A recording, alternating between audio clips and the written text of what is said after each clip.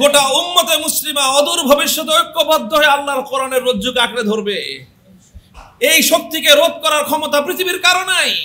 পৃথিবীর বিভিন্ন প্রান্ত থেকে মুক্তি পাগল মানুষেরা আল্লাহর কোরআনকে যখন ঐক্যবদ্ধভাবে আঁকড়ে ধরবে, পৃথিবীর সমস্ত শক্তি ইসলামী শক্তির সামনে পদানত হবে ইনশাআল্লাহ। বর্তমান পৃথিবীতে একমাত্র ভূমি, যেই ভূমিতে পৃথিবীর দুইটা সুপার পাওয়ার নাকে খত দিছে। আল্লাহ পাক রব্বুল আলামিনের মেহেরবানি যে আল্লাহ রব্বুল আলামিন আমাদেরকে সালাতুল জুমা আদায় করার জন্য আল্লাহর ঘর মসজিদের মধ্যে একত্রিত হওয়ার তৌফিক দিয়েছেন। বেশ কিছুদিন আপনাদের ভাই আমি দেশের বাইরে সফরে ছিলাম। আজ সকালেই দেশে ফিরে আসার তৌফিক হয়েছে। আলহামদুলিল্লাহ, সুন্দর একটি সফর। প্রথমে আল্লাহর ঘর বাইতুল্লাহর জিয়ারত করার তৌফিক হয়েছে এই সফরে। তারপরে পবিত্র উমরা করার পরে পৃথিবীতে একটি মাত্র ভূখণ্ড, যেই ভূখণ্ডে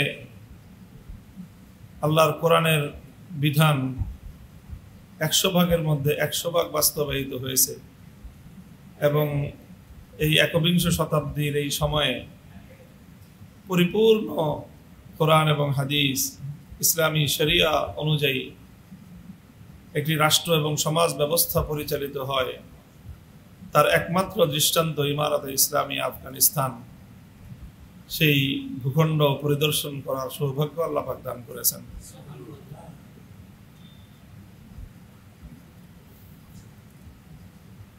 যেই ভূখণ্ডকে সারা পৃথিবীর মানুষের সামনে একটা ভয় এবং আতঙ্কের নাম হিসেবে চিহ্নিত করে রাখা হয়েছে। মানুষ যেন এই নামটা নিলেই আতঙ্কগ্রস্ত হয়ে যায়। বাপরে বাপ, আফগানিস্তান ভয়ঙ্কর একটা বিষয়। এখন অবস্থা এমন হয়েছে যে কেউ আফগানিস্তান গেছে এটা শুনলেও মানুষ তাকে দেখতে আসবে। সেই লোকটার কত বড় সাহস যে সে আফগানিস্তান চলে গেছে।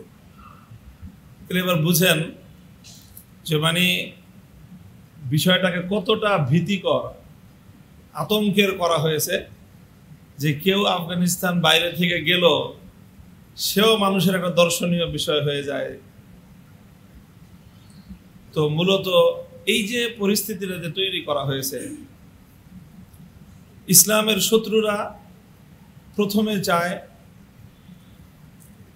মুসলমান যেন ইসলামের অনুসরণ না করে, এটা তাদের প্রথম চাওয়া। দ্বিতীয় চাওয়া হলো আচ্ছা ঠিক আছে, ইসলাম মানে মানুষ, ইসলামী রাষ্ট্র যেন প্রতিষ্ঠা করতে না পারে, সেটা চাওয়া। সেই ইসলামী রাষ্ট্র প্রতিষ্ঠার যত ধরনের বাধা হতে পারে তারা সব রকম বাধা প্রদান করে। তাদের শক্তিতে যতটুকু কুলায় ততটুকু তারা করে।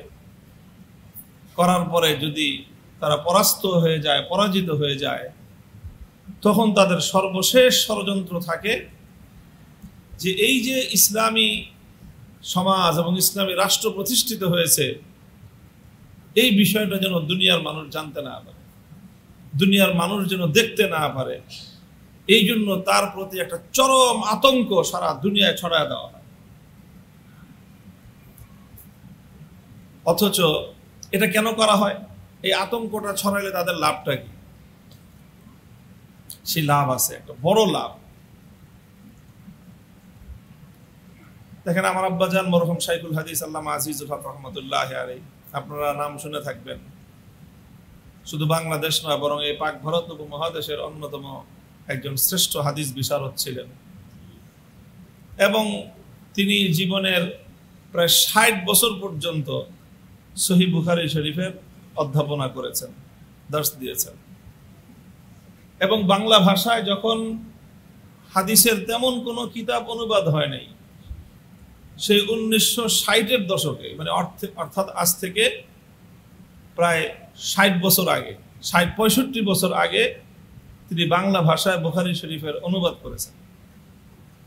মানুষ যখন, এই দেশের অভিজাত শ্রেণীর মানুষ বাংলা ভাষায় কথাও বলতো না, এটা শুধু হুজুররা না, অভিজাত পরিবারের লোকজন ও উর্দুতে কথা বলাটা নিজেদের জন্য মনে করত যেটা গৌরবের বিষয়।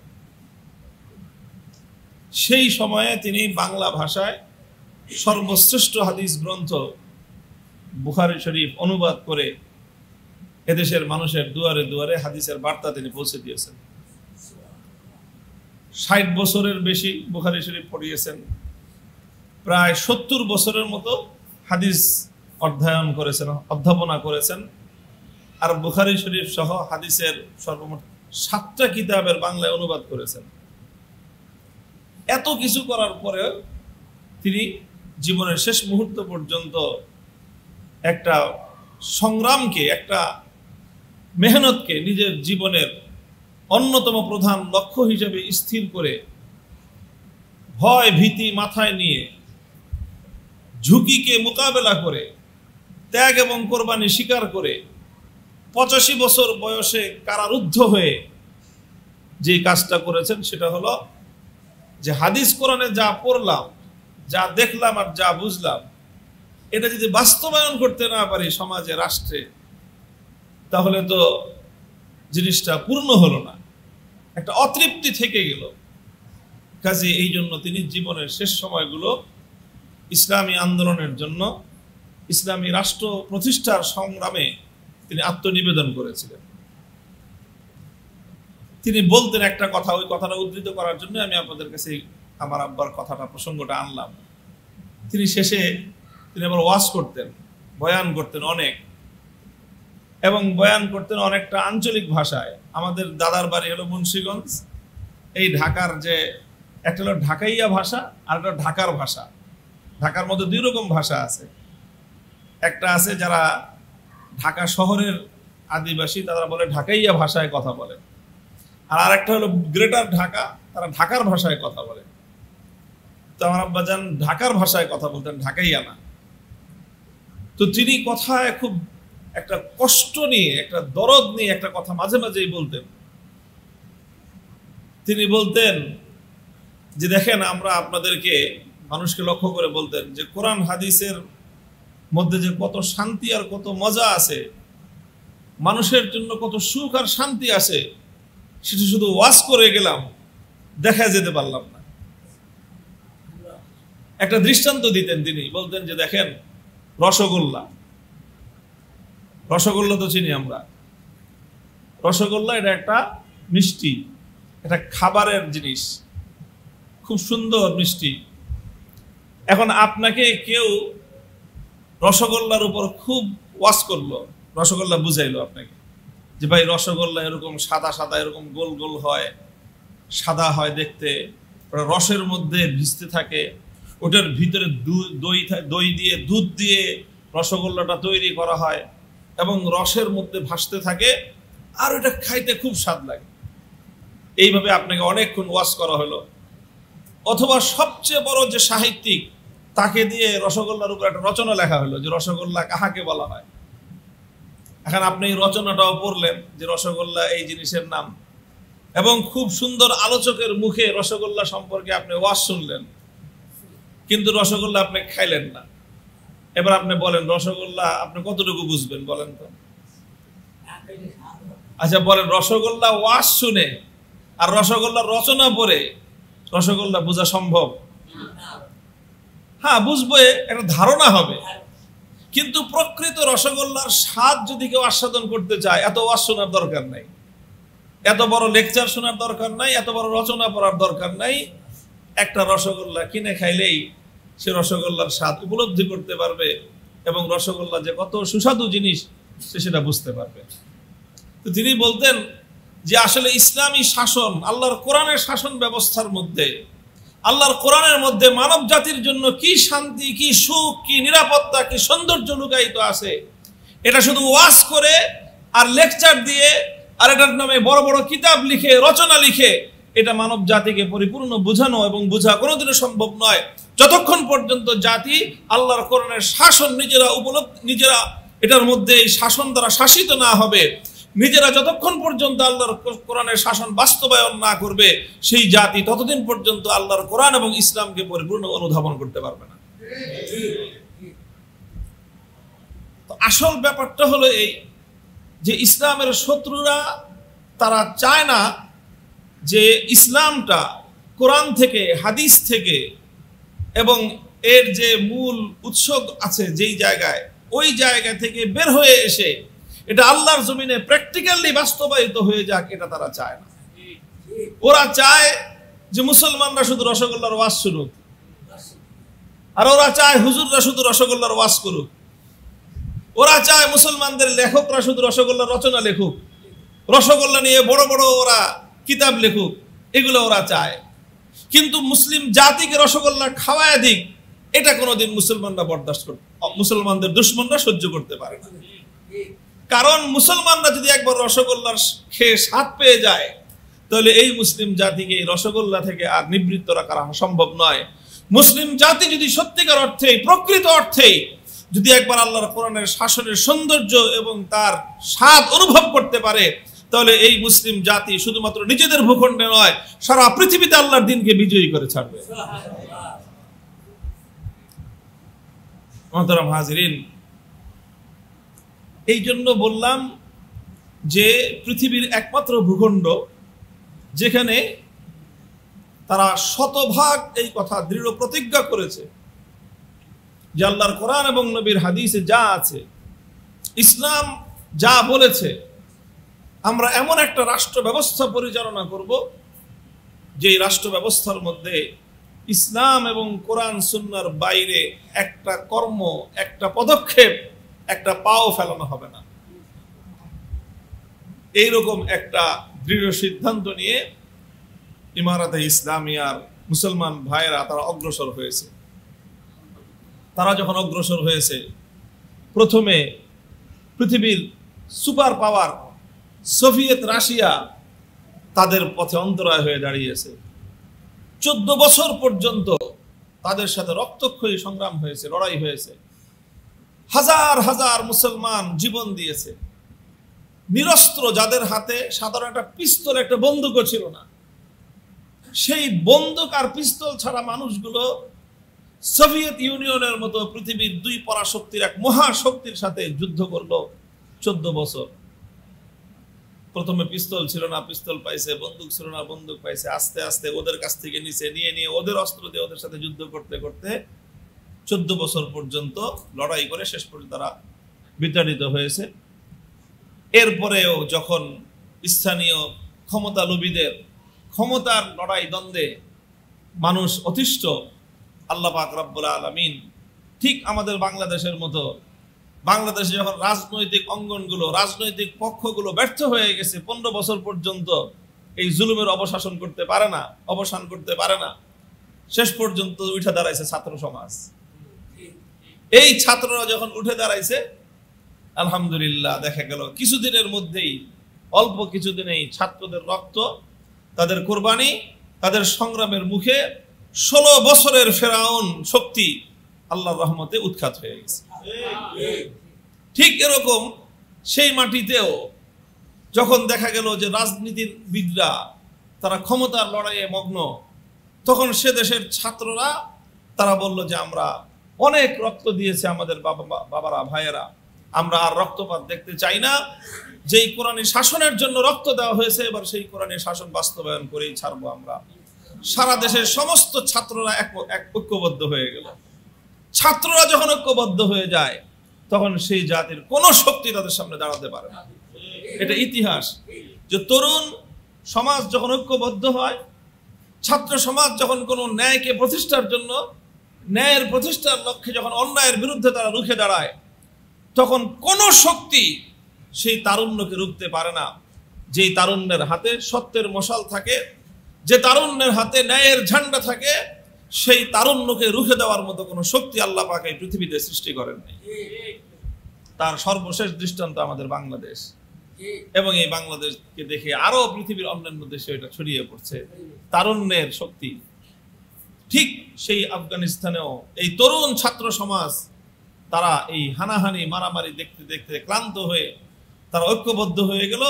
আল্লাহ পাক তাদের হাতে বিজয়ের পতাকা তুলে দিলেন, এবং তারা এসেই সর্বপ্রথম তাদের অঙ্গীকার বাস্তবায়ন করলেন, শতভাগ আল্লাহর জমিনে আল্লাহর কোরআনের বিধান তারা বাস্তবায়ন করলেন। এই যখনই কোরআনের বিধান বাস্তবায়ন হয়ে গেল, সারা পৃথিবীর ইহুদি খ্রিস্টান শক্তির মাথা খারাপ হয়ে গেল। এই তো মুসলমানরা রসগোল্লা খাওয়া শুরু করে দিছে। এখন তার মুসলমানরা শুধু রসগোল্লার ওয়াজ শুনবে আর রসগোল্লা রচনা পড়বে তা না। এরা যদি এখন রসগোল্লার স্বাদ পাওয়া শুরু করে এই মুসলিম জাতি, তাহলে এদেরকে তো আর এখান থেকে বিরত রাখা যাবে না। তখন তারা সকল শক্তি নিয়ে সারা পৃথিবীর 42টা রাষ্ট্র ঐক্যবদ্ধ হয়ে ন্যাটোর নেতৃত্বে সেই ছাত্রদের বিরুদ্ধে তারা আক্রমণ করলো, হামলা করলো। পৃথিবীর যত পাওয়ারফুল হাতিয়ার অস্ত্র আছে সেখানে নিয়ে তারা সব যুদ্ধে ঝাঁপায়া পড়লো। ছাত্ররাও বললো যে ঠিক আছে, আমাদের হাতে যা আছে তাই নেই। তারা প্রথমে চলে গেল একেবারে নিবৃত অঞ্চলে, সেখান থেকে একটু একটু একটু একটু করে মোকাবেলা করতে করতে 20 বছর পর্যন্ত পৃথিবীর সুপার পাওয়ার আমেরিকার নেতৃত্বাধীন ন্যাটো বাহিনীর সঙ্গে তারা লড়াই করলো। 20 বছর পর শেষ পর্যন্ত আমেরিকাও নতি স্বীকার করে নাকে খত দিতে বাধ্য হলো। বর্তমান পৃথিবীতে একমাত্র ভূমি যেই ভূমিতে পৃথিবীর দুইটা সুপার পাওয়ার নাকে খত দিছে। প্রথমে দিয়েছে রাশিয়া, এরপরে দিয়েছে আমেরিকা। নাকে খত দিয়ে সেখান থেকে লেজ গুটায় পালায় গেছে। এখন তো এটার দুয়ার উন্মোচিত হয়ে গেল যে এখন মুসলমানরা দলে দলে এখানে রসগোল্লার স্বাদ দেখবে, রসগোল্লা ভোগ করতে আসবে।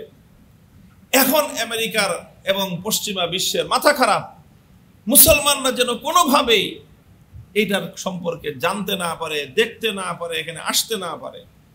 এটার ব্যাপারে একটা আতঙ্ক তৈরি করে দেওয়া।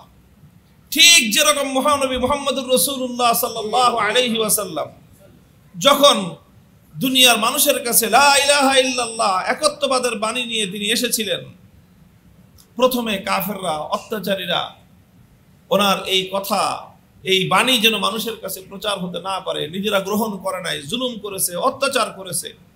আল্লাহর নবীর উপর এমন কোন অত্যাচার নাই যেটা মক্কার মাটিতে মক্কার অত্যাচারীরা যে অত্যাচার চালায় নাই, যে জুলুমের স্টিম রোলার পরিচালনা করে নাই।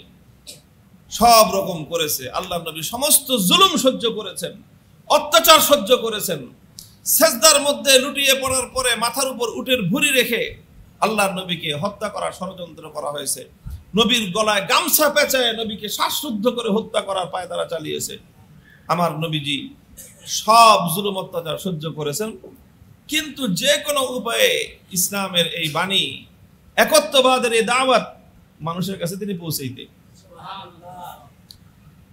মানুষ এটা শুনলেই এই একত্ববাদের আহ্বান, একত্ববাদের দাওয়াতের প্রতি দুনিয়ার নিপীড়িত, নির্যাতিত মজলুম মানুষগুলো পঙ্গপালের মতো ছুটতে আরম্ভ করত, পাগল হয়ে যেত এটা গ্রহণ করার জন্য।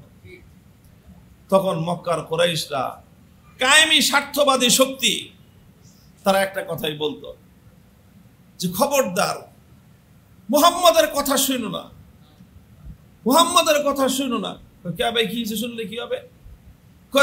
সে এমন এক মানুষ যে তার কথার মধ্যে কি রকম যেন সমস্যা আছে, একটা জাদুর মতো, যেই তার কথা শুনে তার মাথা খারাপ হয়ে যায়। এই জন্য মক্কার কাফেররা, তাদের চেষ্টা ছিল কোন মানুষ যেন আল্লাহর নবীর কথা শুনতে না পারে, কোন মানুষ যেন আল্লাহর নবীর কথা শুনতে না পারে। নবীজির সিরাত নবীজির সিরাতে, জীবনীতে আসে যে বিশেষ করে যখন হজের মৌসুম আসতো, তো হজ মৌসুমে তো সারা বিভিন্ন দেশ থেকে মক্কায় মানুষজন আসে, হাজার হাজার মানুষ হজ করতে আসে। ওই যুগ থেকে এই যুগে নতুন নতুন মানুষ হজের মৌসুমে মক্কায় আসে। তো আল্লাহর নবী এই জন্য এটাকে একটা মোক্ষম সুযোগ মনে করতেন যে এখনই মানুষের কাছে দাওয়াত পৌঁছানোর সবচেয়ে সুন্দর সুযোগ। নবীজি হজের মৌসুমে মানুষের কাছে দাওয়াত নিয়ে যেতেন। এখন মক্কার কাফের বেঈমানের দল, ওরা চিন্তা করলো যে আমরা তো মুহাম্মাদের ধর্ম গ্রহণ করেই নাই, অন্য কোনো মানুষ যেন এটা গ্রহণ করতে না পারে। এই জন্য তারা কি করলো, তারা এরকম কয়েকটা দল তৈরি করলো। এই দলগুলো সবসময় মুহাম্মদ সাল্লাল্লাহু আলাইহি ওয়াসাল্লামের আশেপাশে থাকতো। নবীজি কারোর সাথে কথা বলতে গেলেই তারা তাকে গিয়ে বলতো, খবরদার, দেখো যে এই লোকটার সাথে কথা বলো না। কেন ওর সাথে কথা বললে কি সমস্যা? কি একটা পাগল, কাছে পাগল হয়েছে তো কি হয়েছে, দেখি না পাগল কি বলে। না না না, এটা আরো আজব পাগল। কেমন পাগল?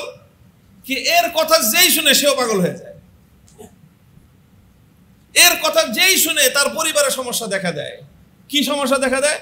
কে পরিবারের মধ্যে গন্ডগোল তৈরি হয়ে যায়, ভয়ে ভয়ে গন্ডগোল হয়ে যায়, পিতা সন্তানের মধ্যে বিচ্ছেদ তৈরি হয়ে যায়, স্বামী স্ত্রীর মধ্যে বিভেদ তৈরি হয়ে যায়। এমন এক পাগল যে এর কথা যেই শুনবে সেই পাগল হয়ে যাবে।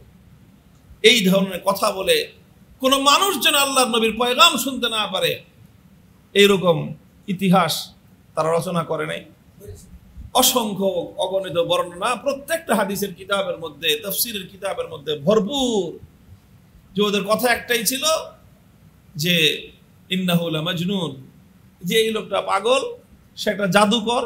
যখন যাকে যেইভাবে বলে পারত যে মুহাম্মদ সাল্লাল্লাহু আলাইহি ওয়াসাল্লামের এই পয়গাম, শান্তির পয়গাম, মুক্তির পয়গাম, মানুষের নিরাপত্তার এই পয়গাম, দুনিয়ার মানুষ যেন মুহাম্মদ সাল্লাল্লাহু আলাইহি ওয়াসাল্লামের কাছ থেকে গ্রহণ করতে না পারে, এই জন্য তারা সমস্ত আয়োজন করত।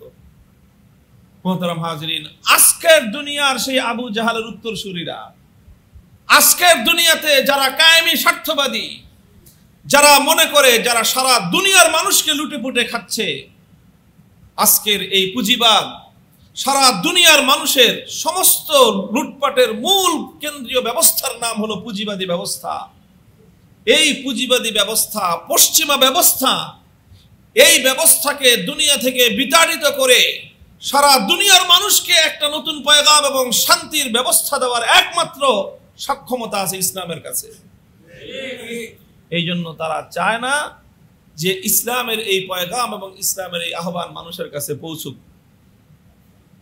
এই জন্য যেখানে ইসলামী শাসন ব্যবস্থা প্রতিষ্ঠিত, প্রথম তো তারা চেষ্টা করেছে যাতে কোনোভাবেই না করা যায়, না করতে পারে। এই জন্য 20 বছর কত মিলিয়ন কত বিলিয়ন ডলার তারা সেখানে ব্যয় করেছে, এটা আল্লাহ ছাড়া কারো কাছে হিসাব নাই। কত সৈনিক তাদের সেখানে মারা গেছে, মরছে, এটার হিসাব তারা দেয় না, প্রকাশও করে না। আমেরিকার কি পরিমাণ সৈনিক, তাদের কি পরিমাণ সামরিক শক্তি আফগানিস্তানের মাটিতে ব্যয়িত হয়েছে, এটার কোনো পরিসংখ্যান আমেরিকা বিশ্ববাসীর সামনে উপস্থাপন করে না। এমনকি আমরা তো এটাও শুনি যে খোদ আমেরিকার মধ্যে এটা নিয়ে প্রশাসনের উপর সাধারণ মানুষের ক্ষোভ তৈরি হয়ে যেতেছিল যে আমাদের ছেলেদেরকে তোমরা নিয়ে এই কোন মৃত্যুকূপের মধ্যে নিয়ে যাও, ওখানে নিয়ে গেলে কিছুদিন পর পর শত শত লাশবাহী জাহাজ শুধু ফিরে আসে, বিজয়ের কোনো সংবাদ নাই, শুধু আমাদের মৃত্যুর লাশের সারি, মৃত্যুর মিছিল শুরু হয়, আমাদের সৈনিকদের লাশের মিছিল আসে আমাদের দেশের দিকে। এগুলো মাত্রাতিরিক্ত যখন হয়ে একটা অবস্থা, তখন তারা কোন রকম এখান থেকে লেজ গুটায় পালায় গেছে। শেষ যতক্ষণ পর্যন্ত তারা পারছে ধরে রাখছে, এরপরে যখন আর পারে না তখন তারা পালায় গেছে। এখন তাদের একটাই কৌশল, দুনিয়ার মানুষ, কোন মুসলমান যেন এই ইসলামী রাষ্ট্রটাকে, কোরআন হাদিস, কোরআন সুন্নাহ ভিত্তিক পরিচালিত এই সমাজটাকে দুনিয়ার অন্য কোন মুসলমানরা যেন এটার সাথে টাচে আসতে না পারে। ওই যে এটা এমন একটা জায়গা, এখানে যেই যাবা সেই পাগল হয়ে যাবে। সেই একই পয়গাম, সেই একই ভীতি, সেই একই আতঙ্ক তারা মানুষের মধ্যে সৃষ্টি করে দিয়ে রাখতেছে। মুহতারাম হাজিরিন, শত্রুরা যতই ভীতি ছড়াক যে খবরদার হাসপাতালে যাও না, হাসপাতালে গেলে ডাক্তাররা কিন্তু সব ডাকাইত হয়ে গেছে। এখন বলেন, কোন মানুষ যদি চিন্তা করে যে জাতিকে চিকিৎসাবিহীন রাখবে, রোগীরা যেন ডাক্তারদের কাছে না যায়, সে এখন রোগীদের কাছে ডাক্তারদের ব্যাপারে যতই অপপ্রচার চালাক, যে ডাক্তারের কাছে গেলে ডাক্তাররা এখন ডাক্তার নাই, সব ডাকাত হয়ে গেছে, পকেট কাটে, পেট কাটে, মানুষের জান কাটে, গলা কাটে, সব কাটে, যতই ওয়াজ করো, যার যার আসলে রোগ আছে সে কোনো না কোনো ভাবে ডাক্তারের কাছে যাবেই, এবং ডাক্তারের কাছে যখন সে শরণাপন্ন হবে তখন ডাক্তারের দ্বারা সে চিকিৎসা পেয়ে সে সুস্থ হয়ে উঠবে। তবে কাউকে না কাউকে এই সাহসটা তো করতে হবে, কাউকে না কাউকে তো সাহসটা করতে হবে। তোমার যতই অপপ্রচার চালাক যে না আমি ডাক্তারের কাছে যাব, ডাক্তার দ্বারা আমার রোগ আরোগ্য হবে, এই হিম্মতটা তো কাউকে না কাউকে করতে হবে।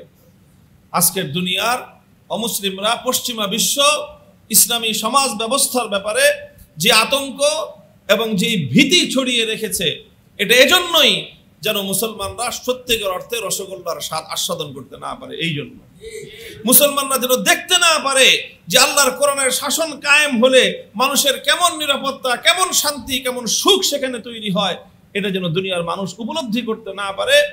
দুনিয়ার মুসলিম সমাজকে এখান থেকে দূরে রাখার এটাই হলো তাদের প্রধান লক্ষ্য এবং উদ্দেশ্য। কাউকে না কাউকে তো হিম্মত করতেই হবে। আল্লাহ পাক রব্বুল আলামিন আমাদেরকে তৌফিক দান করেছেন।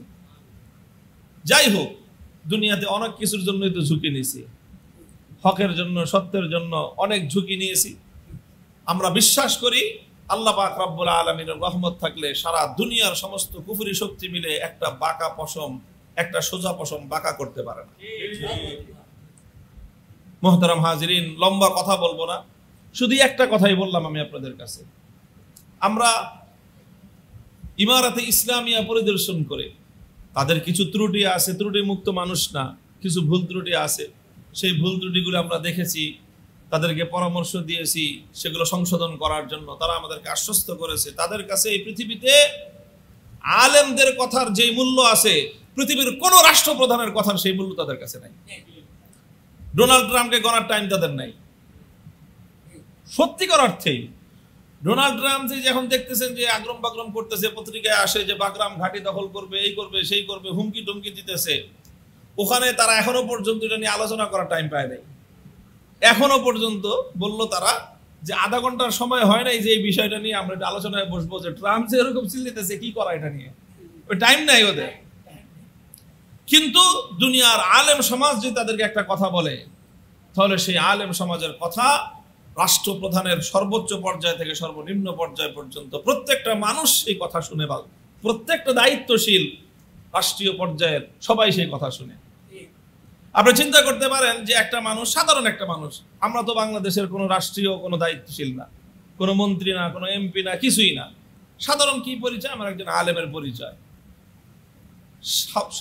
6 দিনের মধ্যে পররাষ্ট্রমন্ত্রী থেকে নিয়ে শুরু করে 7 জন মন্ত্রী, প্রধান বিচারপতি সহ আমাদের সাথে বৈঠক করেছে।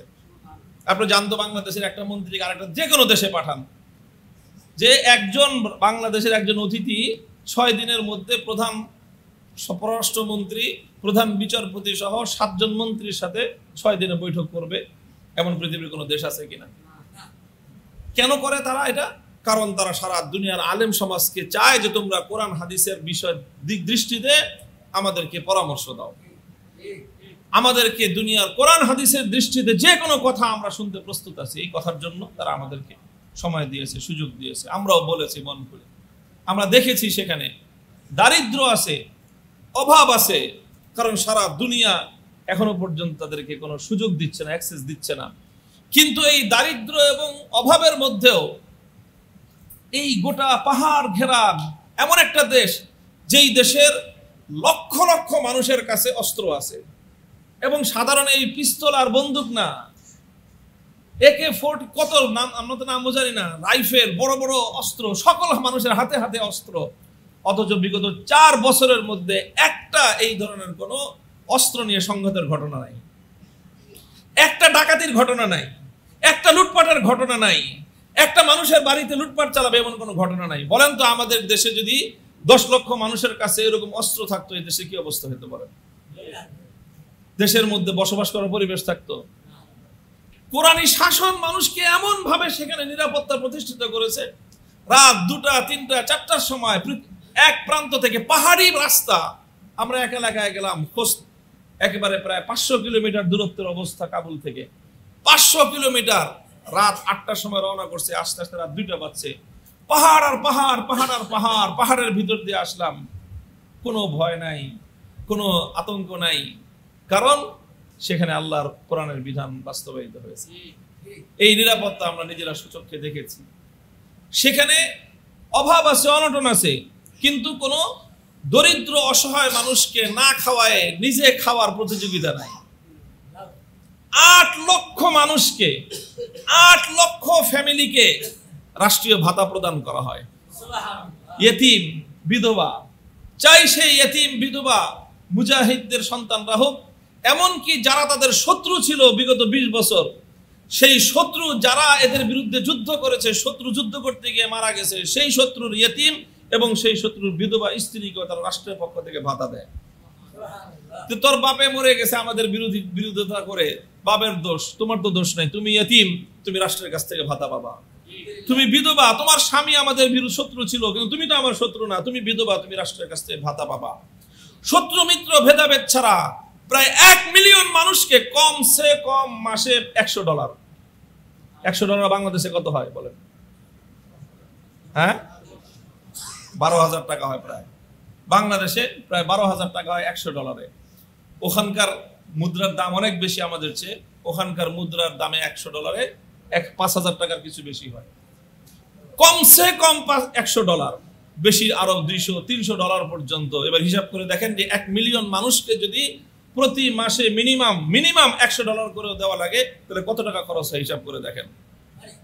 পৃথিবীর এত বড় বড় অনেক অর্থনৈতিকভাবে সমৃদ্ধ জাতি রাষ্ট্র আছে, কারো পক্ষে এটা কি সম্ভব যে এরকম $100 করে এরকম 1 মিলিয়ন মানুষকে সহযোগিতা দেবে, বিধবা এবং এতিমদেরকে? আল্লাহ পাক রব্বুল আলামিন এই সবই দিয়েছেন আল্লাহর কোরআনের বরকতে, ইসলামী শাসন ব্যবস্থার বরকতে। আল্লাহ পাক রব্বুল আলামিন এই উম্মতকে, কোরআনের এই উম্মতকে, যারা কোরআনের উম্মত, যাদের জন্য আল্লাহ কোরআন নাজিল করেছেন, সেই উম্মত যেন আল্লাহর কোরআনকে আঁকড়ে ধরে, এটাই হবে আগামী উম্মতে মুসলিমার সবচেয়ে বড় চ্যালেঞ্জ। এবং ইনশাআল্লাহ গোটা উম্মতে মুসলিমা অদূর ভবিষ্যতে ঐক্যবদ্ধ হয়ে আল্লাহর কোরআনের রজ্জুকে আঁকড়ে ধরবে। এই শক্তিকে রোধ করার ক্ষমতা পৃথিবীর কারো নাই। পৃথিবীর বিভিন্ন প্রান্ত থেকে মুক্তি পাগল মানুষেরা আল্লাহর কোরআনকে যখন ঐক্যবদ্ধভাবে আঁকড়ে ধরবে, পৃথিবীর সমস্ত শক্তি ইসলামী শক্তির সামনে পদানত হবে ইনশাআল্লাহ। সেই দিন ইনশাআল্লাহ অতি সন্নিকটে। আল্লাহ পাক রব্বুল আলামিন আমাদেরকেও সেই দিন দেখার তৌফিক দান করেন, যখন এই গোটা উম্মাহ আল্লাহর কোরআনের সোনালী শাসন ব্যবস্থায়, কোরআনের শান্তির সামিয়ানার নিচে সারা দুনিয়ার মানুষকে শান্তির সুখ উপহার দিতে পারবে। ওয়া আখিরু দাওয়ানা আলহামদুলিল্লাহি রাব্বিল আলামিন। আসসালামু আলাইকুম ওয়া রাহমাতুল্লাহ।